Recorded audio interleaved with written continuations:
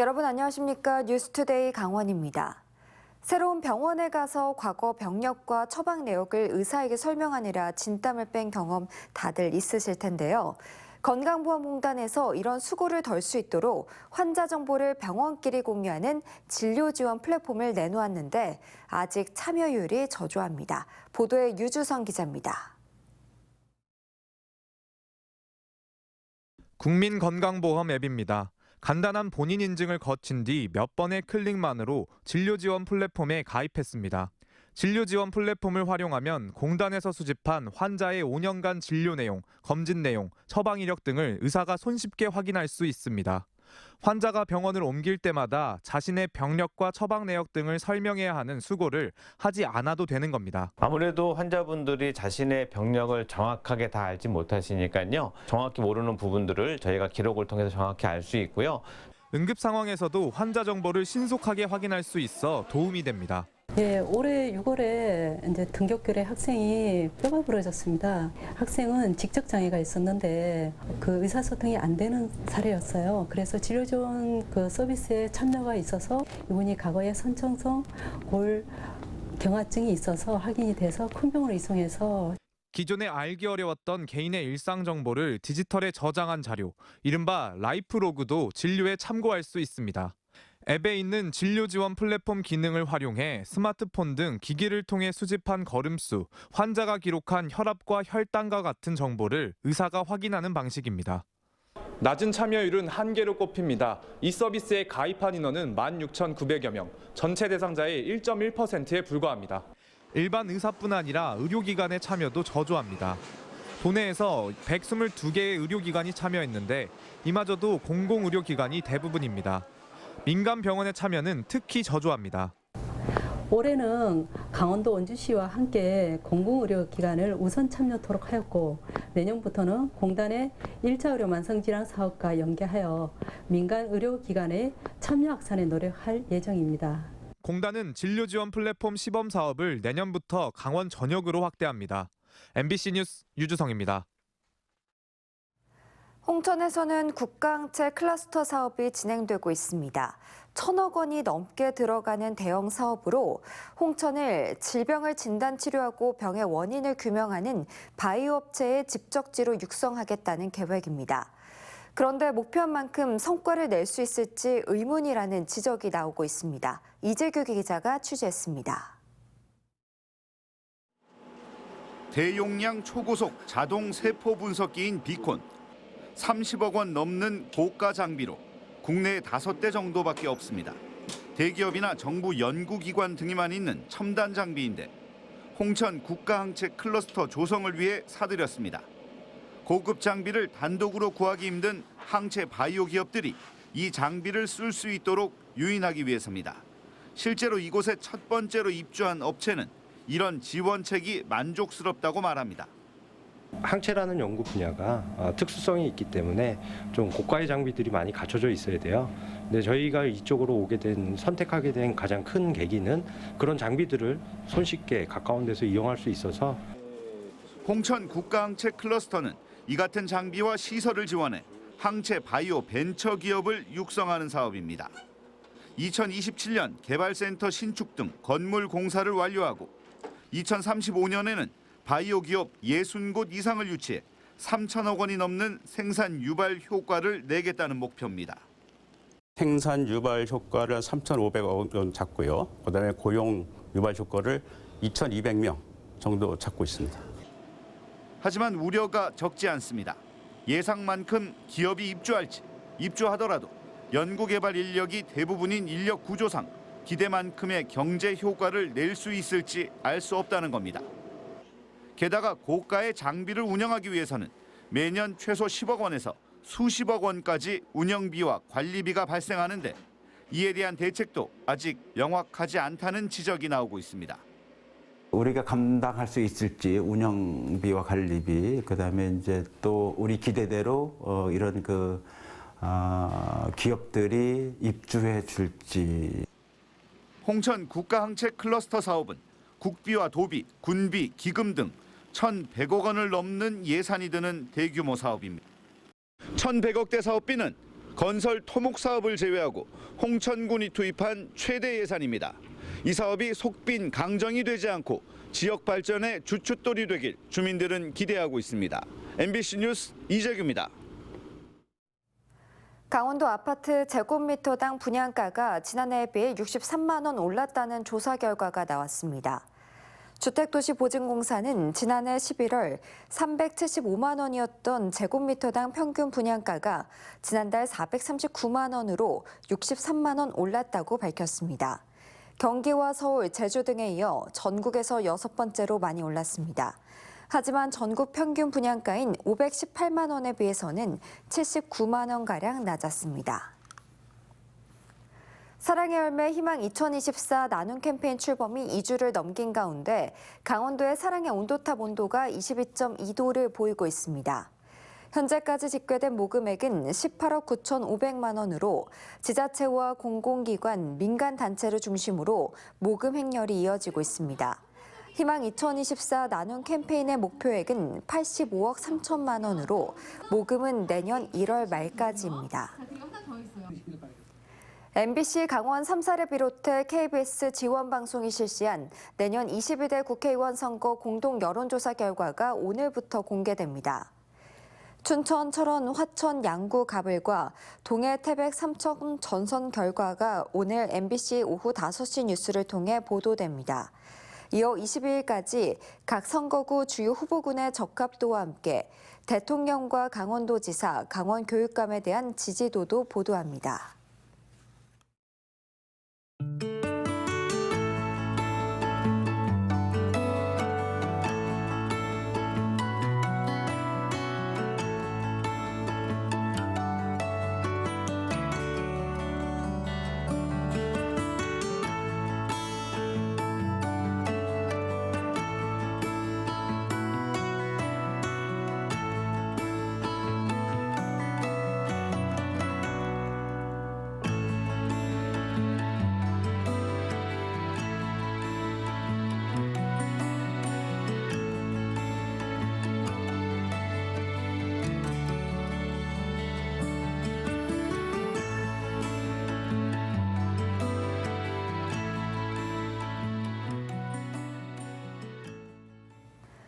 지난 6월 28일 문을 연 인제 기적의 도서관 이용객 수가 4만 5천 명을 돌파했습니다.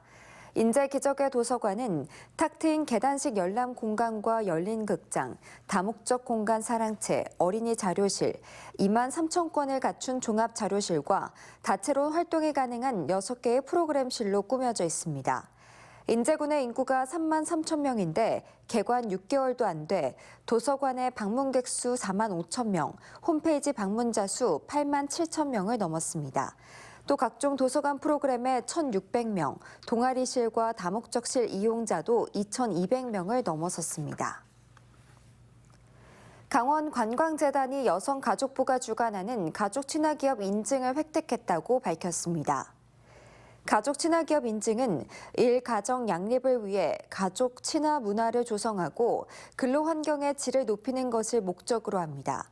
강원관광재단은 유연근무제 운영, 반반차제도 운영, 근로자 자기개발 지원, 가족 사랑의 날 운영 등 가족 친화기업 문화 확산을 위해 다양한 프로그램을 운영하고 있습니다. 한우의 고장 횡성이 소 분뇨를 활용해 재생에너지인 바이오가스 만들기에 나섰습니다. 횡성군이 초원 1위, 전국 한우협회 횡성군 지부, 축산농가 두 곳과 업무 협약을 맺고 환경부가 추진하는 통합바이오가스화 시설 설치 공모 사업에 도전합니다.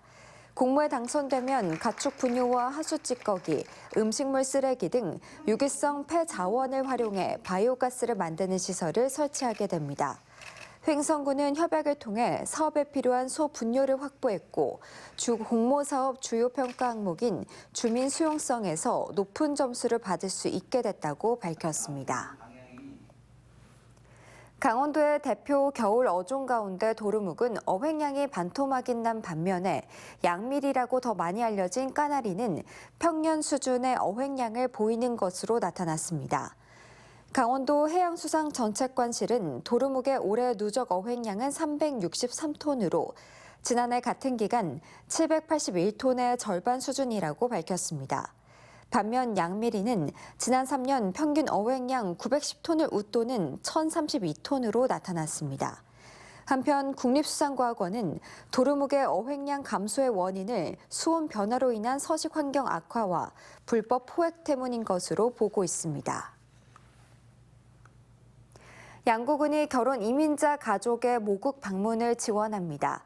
양고군에 2년 이상 거주하면서 부부 동반으로 모국을 방문할 수 있는 가족으로 양고군은 과거 모국 방문 횟수와 기초생활수급자 여부 등에 따라 지원 대상자를 선정할 예정입니다.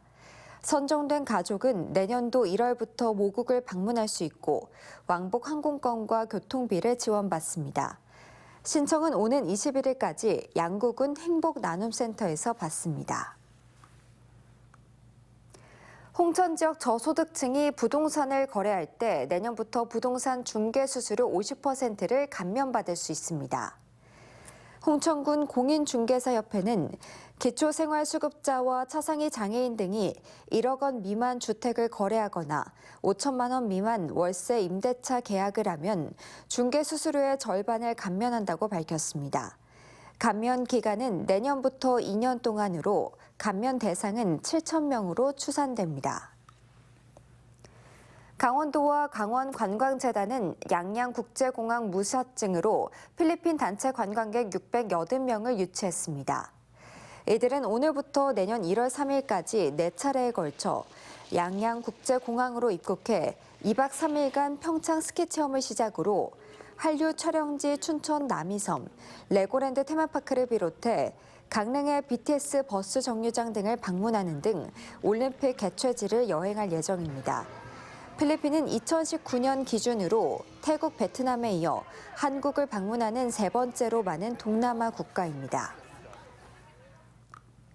강원랜드가 지난 4월 대규모 산불 피해를 입은 강릉 지역의 이재민에게 1억 원을 기부했다고 밝혔습니다. 이번 성금은 강원시 자원봉사센터에 전달해 이재민 120가구에게 온열 난방용품과 방한용 텐트 등 구호물품 구매에 사용될 예정입니다.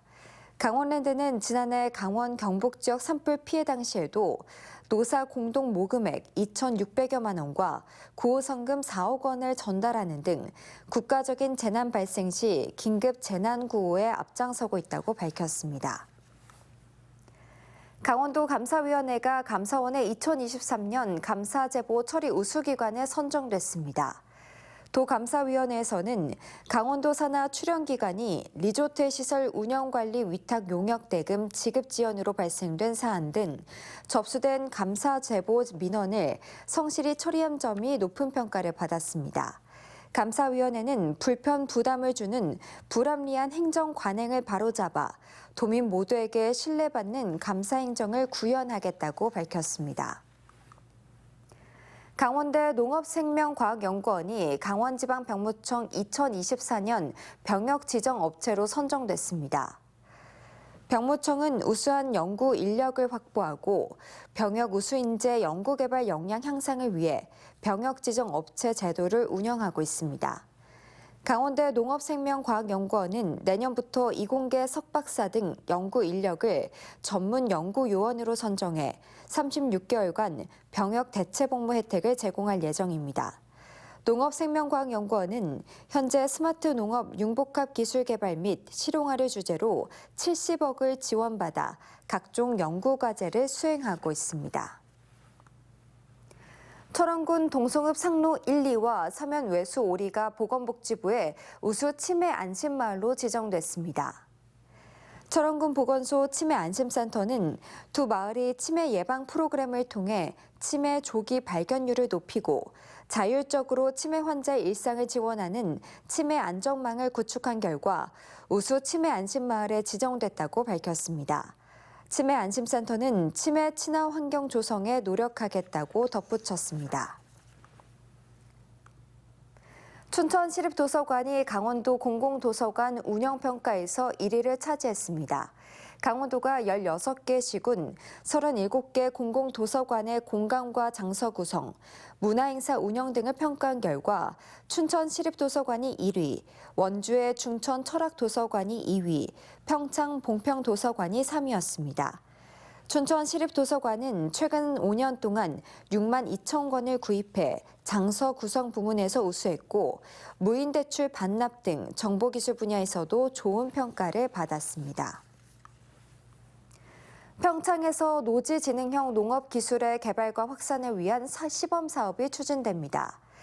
농촌진흥청에서 추진하는 노지지능형 농업시범사업은 작목별 주산지에서 농업기술을 개발하고 확산시키는 사업으로 국비 포함 모두 2억 원의 사업비가 투입됩니다. 평창군은 경남 거창군과 경북 상주시 등 8개 시군과 함께 시범사업 대상지로 선정됐으며 고랭지무, 배추 생산과 관련한 농업기술 개발과 확산을 위한 사업들이 추진될 예정입니다. 삼척시가 중입자 가속기 기반 의료산업 클러스터 구축 사업 추진에 사활을 걸고 있습니다. 삼척시는 오는 21일 도계복지회관에서 2025년 대한석공 도계광업소 폐광에 따른 대체 산업으로 추진하고 있는 중입자 가속기 의료 클러스터 구축과 관련해 일본 야마가타 대학교 동일본 중입자센터 이선영 박사와 원주 세브란스 최현준 박사 등을 발표자로 주민 공감대 포럼을 개최합니다. 이상으로 뉴스투데이 강원을 마칩니다. 시청해주신 여러분 고맙습니다.